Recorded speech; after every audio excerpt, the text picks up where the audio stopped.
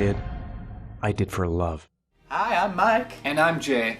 And today we're reviewing Heavy Rain, a PS3 exclusive. Origami. You like it? Origami. Took me 5 hours to make. Story takes place in LA. You're Ethan Mars. You have two boys. If you've played the demo, you know the beginning of the story already. You're at the mall. You lose your kid. Kid runs away. His name's Jason. Jason tries to cross the street with a balloon, and he gets hit by a car. It sounds a lot like my last date.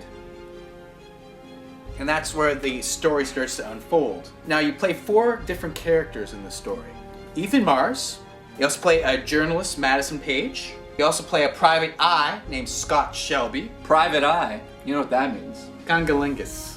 And finally you play as an FBI agent named Norman Jaden. Now there's a killer on the loose. He's the origami killer. He drowns children in 6 inches of rain. And he leaves an origami figure with an orchid on the chest. Now that's fucked. As these 4 characters, you jump from character to character, the rain gets higher and higher. Like I'll say Tuesday, 2 inches of rain. Wednesday, 4 inches of rain. 3.872, 3.1 inches of rain. It's like a countdown of when the killer's gonna strike again. Ethan Mars, his wife left him, and now he's just living with his one son. Now his one son, he goes missing in the park. You're like, there's no way it can be the origami killer. No. Guess what? It's the origami killer. So he's grieving like a maniac. Ethan receives a locker ticket in the mail. Goes to the bus station, and in the locker is a shoebox. In the shoebox is 5 origami pieces. Each origami piece has a clue and an address, basically saying how far would you go to protect someone you love. Ethan's given like these certain quests to save his son. Like go to this address and do this. Go to this address and kill this person. And you have to make the choice. What would you do? I wouldn't call Ethan the main character because you play 3 other characters, but they sometimes intertwine. The beginning,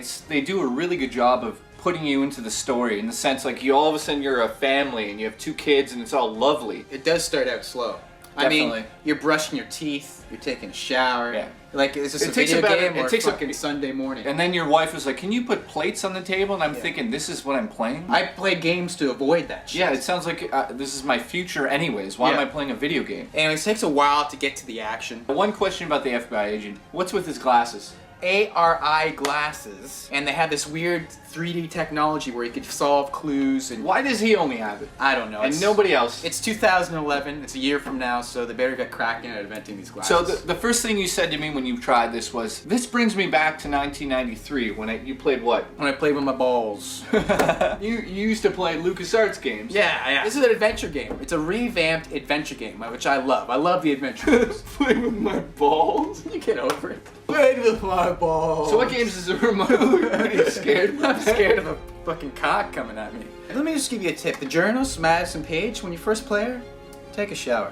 Take a shower. Just take a shower. Do it. I haven't gotten an erection like that since Kirby. The big problem with this game is there is some plot holes, unfortunately. Now there will be some downloadable content for this game. DLC! I hope that fills in the holes, but who knows? So when I first played the demo of this game, I thought, I have to hold the R2 button to walk, and I have to push X to go behind a fucking garbage can? Yeah, during the fight sequences and the chase sequences, it's good because there's some skill to it, like hit this button. You have to have good hand-eye coordination and memorize where triangle is, where circle is. But, to your point, 2 joysticks on the controller to look, to move. They only use 1 joystick to move and do everything, and you hold down R2 to go. I have to admit, the controls in the game are a little weak. Only for the walking. I liked everything else, like the challenging climbing. Yeah, and stuff but like but that. some people out there are going to say, it's innovation. This is not really a video game. It's an interactive movie. Well, it is a video game, though, so deal with it. No. What is it, then? It's in between. It's somewhere in it's in between. the in-between world. The plot holes is that one character will find a clue that you're playing, and then another character will pick off where the other character left off without even connecting or Yeah, talking how do to they each know other. each How other? do they know? Ethan has these weird flashbacks that are never explained. Yeah. He wakes up in the middle of the road with an origami figure, and then at the end you think, maybe the killer's doing that. But it never explains how the fuck the killer did it. I also have to say this, the music, definitely stolen. It does sound a lot like Gattaca, Unbreakable. It also sounds like Silence of the Lambs. This game is heavily influenced by the movie Seven. Graphic-wise, it looks really good. They have some of the best facial movements in gaming history in this game. Would you agree? The huge achievement here is the graphics, I must say. The Yeah. facial capture, the motion capture, almost 100 actors. So at the beginning of the game, you're looking for your son in the mall, and you're running through this crowd, pushing people out of the way, and what's amazing about this game is every person you push out of the way is unique. It's not re-rendering the same clothes or the same character, and you never see the same character twice. At least I didn't. Did you, buddy? No, it's not like in GoldenEye when you see like the same villain over and over and over again with that demented head. They achieved so much in that regard. So some of the negative things about the game are definitely the controls. I felt the controls very sluggish at times. Yeah. I noticed a lot of bugs. In fact, the Origami Killer killed my PS3. Yep. There's some plot holes, there's some screen tearing, unfortunately, and some graphical glitches. But they're forgivable because it looks so beautiful.